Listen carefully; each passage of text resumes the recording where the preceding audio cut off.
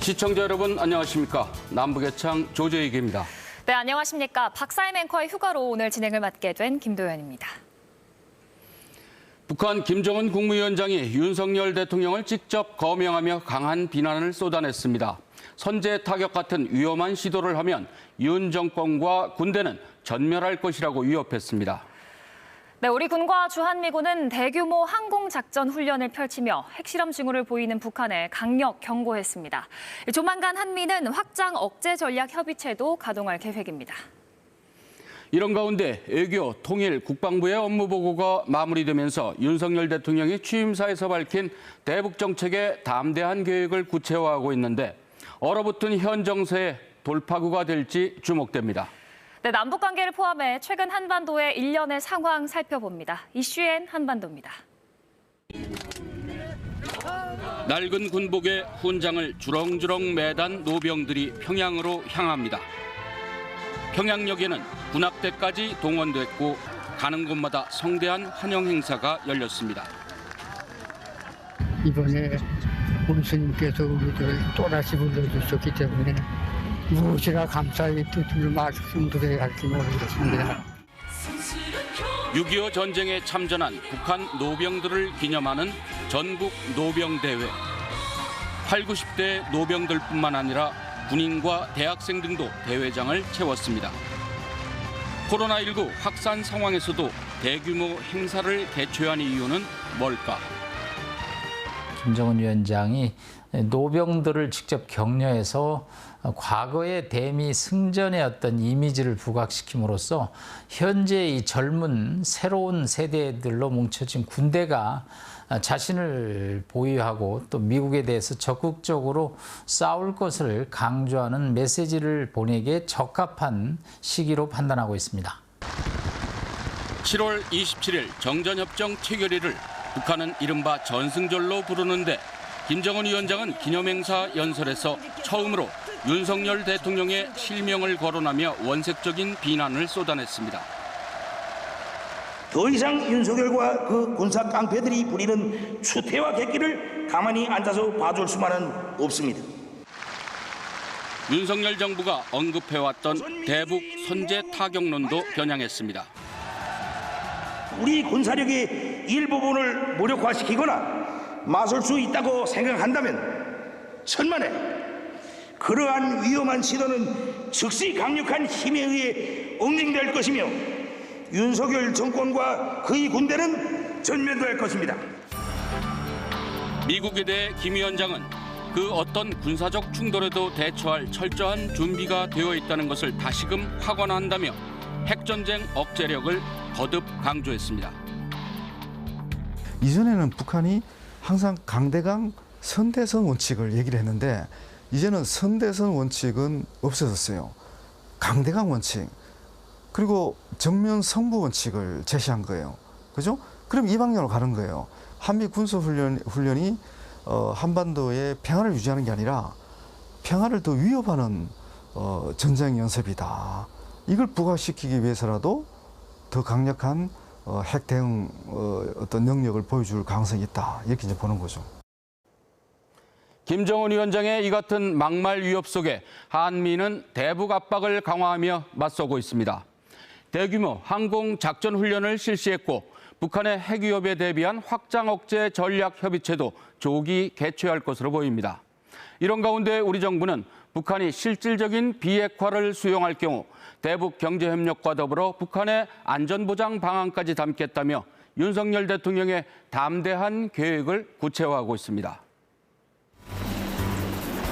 30여 대의 헬기가 맹렬한 굉음 속에 이륙합니다. 아파치 헬기가 기관포와 로켓을 발사해 적을 완벽히 제압하는 사이 헬기에서 내린 병력들은 거점을 장악합니다. 이번 대규모 항공 작전을 통해서 국민들에게 그리고 국가에게 우리 군인들의 신뢰와 안정감을 줄 수 있는 그런 큰 계기로 다가갔으리라고 믿습니다. 육군은 코로나19로 2년간 중단했던 항공 작전 훈련을 역대 최대 규모로 실시했습니다. 주한미군도 한국에만 유일하게 순환 배치하고 있는 아파치 헬기의 실사격 훈련을 전격 공개했습니다. 5월 한미 정상회담 때 합의한 확장 억제 전략 협의체 개최도 가시화하고 있습니다. 당초 미 측이 상정했던 시기보다도 상당히 앞당겨서 아마 조만간 한두 달 내에 이 한미 확장 억제 전략 협의체가 개최될 수 있지 않겠나 하는 생각을 지금 하고 있습니다.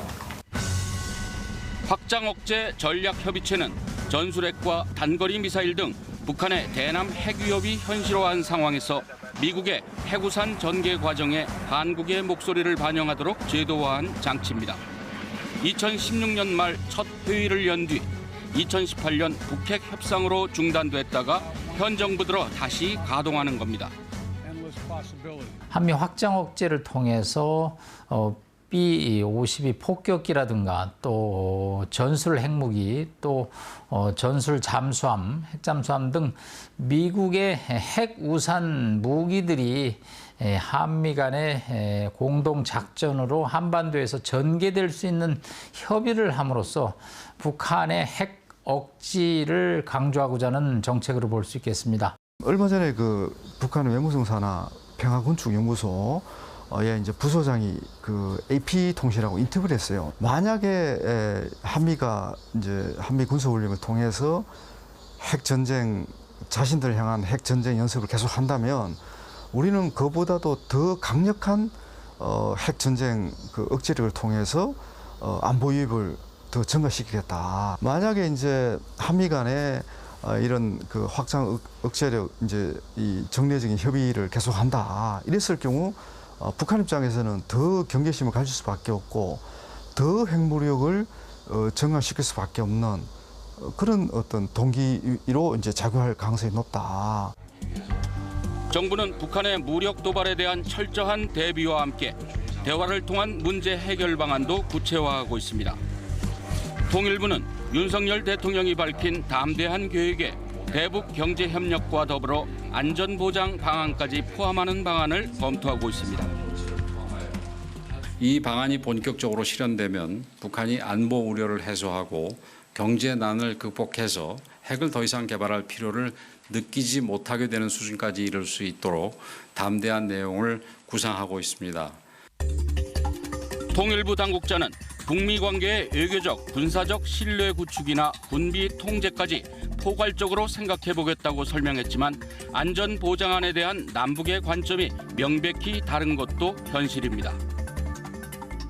담대한 계획이 북한의 비핵화를 이제 견인할 수 있는 그런 실효성 있는 계획이 되려면 지금까지 얘기했던 북한이 요구하는 조건부 한미 군사훈련의 중단 그리고 민생과 관련된 제재 완화 이 두 부분에 대한 이 두 가지 조건에 대한 고려 없이는 북한의 비핵화 조치를 견인하기가 쉽지 않을 거다.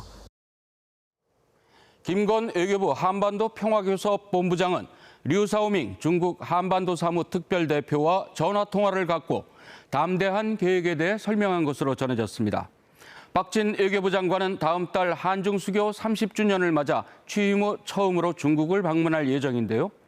북핵 해법과 미국 주도의 공급망 재편 등 주요 현안에 있어 양국 간 입장차를 좁힐 수 있을지 주목됩니다. 2017년 당시 문재인 정부는 이른바 사드 3불 입장을 내놨습니다. 사드를 추가로 배치하지 않고 미국의 미사일 방어 체계와 한미일 군사동맹에 불참한다는 겁니다. 최근 중국 정부는 사드 3불을 다시 강조하며 우리 정부를 압박하고 나섰습니다. 新冠不能不理旧账，对于涉及邻国安全的重大敏感问题，韩方应该继续审慎行事。 하지만 북한의 핵미사일 위협이 고도화된 상황에서 사드를 포함한 안보 주권 문제는 스스로 판단하겠다는 게 우리 정부의 입장입니다. 중국이 삼불 정책을 주장할 것이 아니라 북한의 비핵화를 위해서 건설적인 역할을 하는 것이 더 중요하다고 생각합니다. 중국 정부와 관영 매체들은 미국 주도의 반도체 공급망인 칩4 동맹에 대한 한국 정부의 참여에 대해서도 연일 반대 목소리를 내고 있습니다.